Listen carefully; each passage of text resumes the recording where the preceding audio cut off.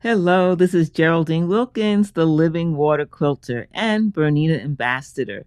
This is the Essential Ruler Quilting Challenge, Week 3. And in Week 3, we are stitching up some curved designs with the curved ruler from the Essentials Ruler Quilting Kit. This is the ruler that we are stitching. If you have another curved ruler, you're certainly welcome to try these techniques with that ruler.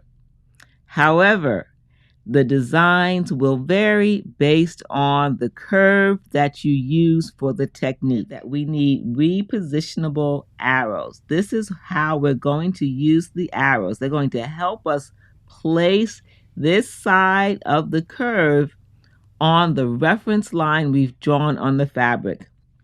If you look at the instructions, I told you on your practice piece to mark vertical reference lines. And you're going to mark that to help you place the ruler where you want to stitch. And the arrows come into play because I want the arrow to point right here to the reference line and up here on the reference line. So I know that the point of the arrow is pointing on the reference line, and that is where my needle is going to start stitching and then end stitching on this side. Because I use the arrows, that allows us to have a repeatable distance between the arc here and the reference line. So you want to place your foot and needle in the fabric, place your foot here, needle in the fabric, bring in the ruler and make sure that this is right behind the needle because you're going to put the needle on the reference line. Then you bring the ruler over until the arrow is right above the reference line. It's pointing right to the reference line. Then you're going to stitch from here to here. Once you're done, you take the ruler and you rotate it, again using the arrows.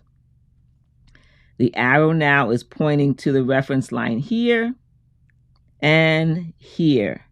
Our foot stopped here, and now I'm ready to stitch and stop on the reference line. And you're going to do that back and forth, back and forth. We want to do a serpentine stitching pattern. And this is a fun pattern that you can repeat over and over again.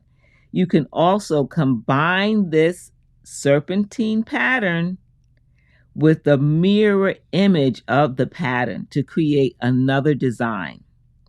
When we do that, we have a different look, and we can also vary how much space we have in between the mirror image. We can even overlap, so you might want to play with that.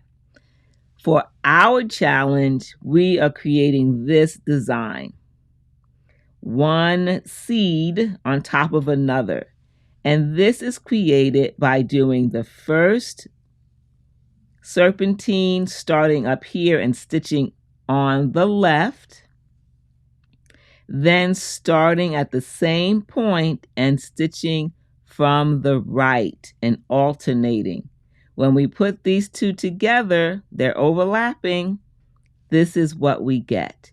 And again, you want to stitch by putting a reference line and stitching this direction, then turning it around and stitching this direction, then turning it around and stitching this direction, a serpentine. When we do that, we will cross over. We will not leave a gap. Of course, we can stitch just like this, and then keep going on one side. But the chances are you will not be able to match, and you will leave a gap in between these curves or arcs. Now, let's look at how this is stitched out on the machine. So here you see how I stitched it out on a larger piece of fabric. But I want to show you also on the smaller piece. Let's start there. And remember, you want to mark the reference lines just as I indicated.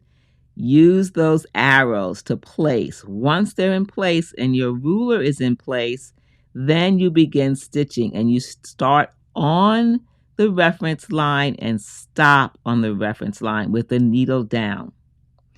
Then you rotate the ruler. Remember, we're stitching in a serpentine pattern, left, right, left, right, left, right. And you can repeat this type of quilting in a vertical or horizontal fashion on your quilt top. It's an easy way to start stitching curves. And curves are very attractive on quilts.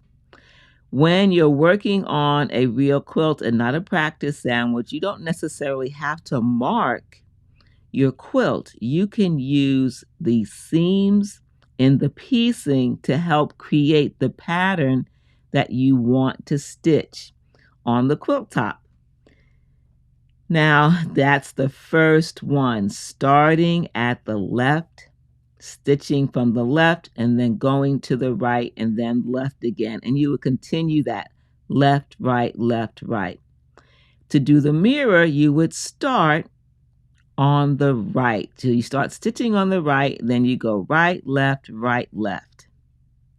And you want to repeat that using the same reference line, starting one on the left, then the other on the right, using the same reference line to create the overlapped seed design. That's how easy it is to stitch. Just make sure the ruler is positioned accurately before you begin to stitch. If the ruler shifts in the middle of stitching, just stop. Reposition the ruler and begin again.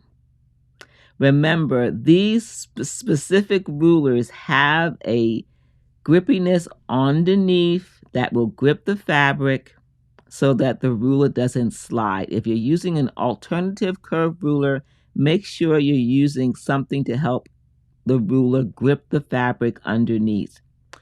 Another thing you might want to do, and generally I do this, I will use quilting gloves to help me hold on to the ruler. So if the ruler is sliding out of your hand, then you might want to consider gloves. Did you notice how I was able to continually stitch this design by stitching from the top, then going in reverse in the opposite direction without breaking thread, but still employing the serpentine stitching pattern? It's a fun way to fill the surface of our quilts. I hope you were able to stitch that out. If you have any questions, don't hesitate to ask. Let's move on to the next curve design.